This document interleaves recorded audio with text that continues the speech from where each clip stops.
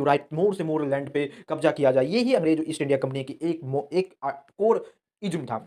Fundamental shift of traditional communal land holding to rigid commercialized. उसने किसानों को traditional communal land holding से commercialization system सिखाया। आप अपने एग्री कमर्शलाइज क्रॉप उगाइए। ये बातों के लिए फोर्स कर करके वो किसानों को ट्रेडिशनल क्रॉप से कमर्शलाइज क्रॉप पे ला दिया। और कंपनी नेग्लिजेंस की एग्रीकल्चर सोसाइटी और अंग्रेजों ने इस ईस्ट इंडिया कंपनी ने वेलफेयर स्कीम को ना इग्नोर करके सिर्फ कमर्शलाइजेशन ऑफ क्रॉप पे ध्यान किया। इसी तहत आगे बढ़ते हुए उसने परमानेंट सेटलमेंट सिस्टम लाया, जिसे जमींदारी सिस्टम कहा जाता है, जो 1793 में लॉर्ड कॉर्नवालिस के द्वारा बिहार और बंगाल उड़ीसा के रीजन में ही लाया गया।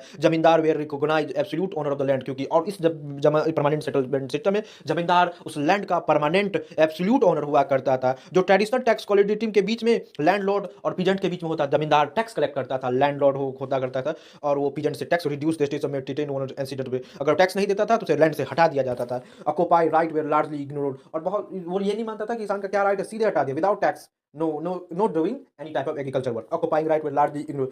Force arbitrary revenue demand, forcibly चाहता था कि ज्यादा से ज्यादा रेवेन्यू डिमांड किया जाए। रैयतवाड़ी सिस्टम और इंडिया के एक साइड में परमानेंट सिस्टम, दूसरे साइड में रैयतवाड़ी सिस्टम जो सर थॉमस मुर्नो के द्वारा में लाया, जो सदर्न एंड वेस्टर्न इंडिया में होगा। वो चाहता था direct establish direct contact with state and रैयत। वो चाहता था रैयतवाड़ी सिस्टम में कि डायरेक्ट स्टेट डायरेक्ट किसानों से जाके टैक्स कलेक्ट कर पाएगा, क्योंकि सदर्न इंडिया में लैंडलॉर्ड्स नहीं हुआ करते, इसलिए वो चाहते थे कि डायरेक्ट हम लोग रैयत से किसानों से बात किया जाए।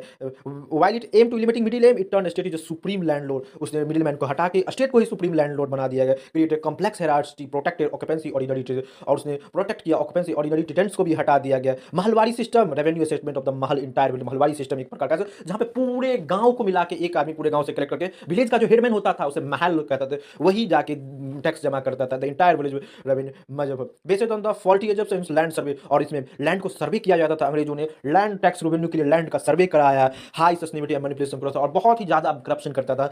ऑफन कंपनी मोर कलेक्टिंग देन एक्चुअल रेवेन्यू, बहुत ही ज़्यादा कलेक्ट करता था, फिर भी कंपनी के पास पैसा नहीं जाता था। वहाँ पे करप्ट ऑफिसर सब पैसा खा जाते थे, फंड को अपनी जेबी में रख के इंग्लैंड भेज दिया करते थे। Commercialization the cash crop, cash crop से क्या हुआ, food transmission from food crop to commercial crop. बहुत सारे फूड जो न्यूट्रिएंट्स बेस्ड फूड था उसको छोड़ के सिर्फ खेती का जो क्रॉप कमर्शियल क्रॉप था, इंडिको, कॉटन, ओपीम, जो इंडस्ट्री में जाता था उसी को ग्रो किया जाता है। लैक ऑफ ऑर्गेनाइज कैरेटिक्स, और बहुत सारे कोई लोन देने वाला नहीं था जब भी प्लांटेशन किया जाता था। एग्रीकल्चर में ह्यूज डिमांड ऑफ मनी होता है इनिशियल सेक्टर, इनिशियल टाइम में, पर वो तो farmer went to money lender, farmer money lender से लेता था, और मनी लेंडर बहुत ज़्यादा हाई इंटरेस्ट चार्ज किया करता था।